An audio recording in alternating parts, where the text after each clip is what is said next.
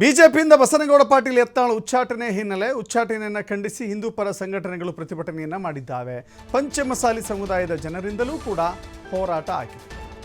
ಬೆಳಗಾವಿಯಲ್ಲಿ ಪಂಚಮಸಾಲಿ ಮುಖಂಡರು ಪ್ರತಿಭಟನೆ ಮಾಡಿದ್ದಾರೆ. ಚಿಕ್ಕೋಡಿ, ಅಥಣಿ, ರಾಯಬಾಗದಲ್ಲಿ ಈ ಪ್ರತಿಭಟನೆ ಆಗಿದೆ. ಜತ್ ಮತ್ತು ಜಾಂಬೋಟಿ ಮಧ್ಯೆ ಇರುವಂಥ ರಾಜ್ಯ ಹೆದ್ದಾರಿಯನ್ನು ತಡೆದು ಪ್ರತಿಭಟನೆ ಮಾಡಿದ್ದಾರೆ.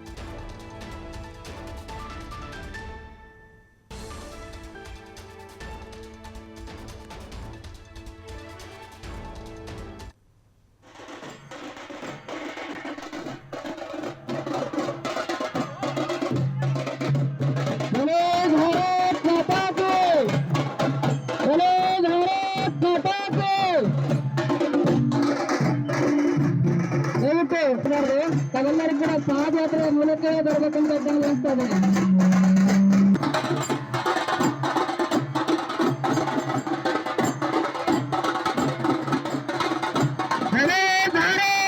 ಬಸನಗೌಡ ಪಾಟೀಲ್ ಅವರಿಗೆ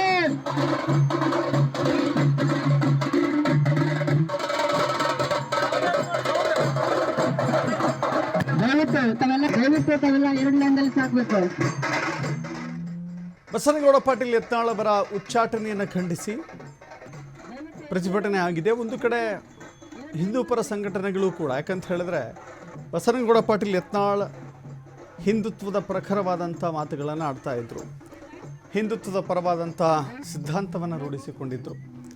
ಹಿಂದುತ್ವ ಮತ್ತು ದೇಶ ಭಕ್ತಿ ಅನ್ನೋ ವಿಚಾರಕ್ಕೆ ಸಂಬಂಧಪಟ್ಟಂತೆ ಬಹಳ ಉಗ್ರವಾದ ಭಾಷಣವನ್ನು ಕೂಡ ಮಾಡ್ತಾ ಇದ್ರು. ಸೊ ತತ್ವ ಸಿದ್ಧಾಂತದ ವಿಚಾರದಲ್ಲಿ ಹಿಂದುತ್ವ ಅನ್ನೋದನ್ನು ಮೈಗೂಡಿಸಿಕೊಂಡಿದ್ರು. ಸೊ ಈ ಕಾರಣದಿಂದಾಗಿ ಹಿಂದೂ ಪರ ಸಂಘಟನೆಗಳು ಕೂಡ ಬಸನಗೌಡ ಪಾಟೀಲ್ ಯತ್ನಾಳ್ ಪರವಾಗಿ ನಿಂತುಕೊಂಡಿದ್ದಾವೆ.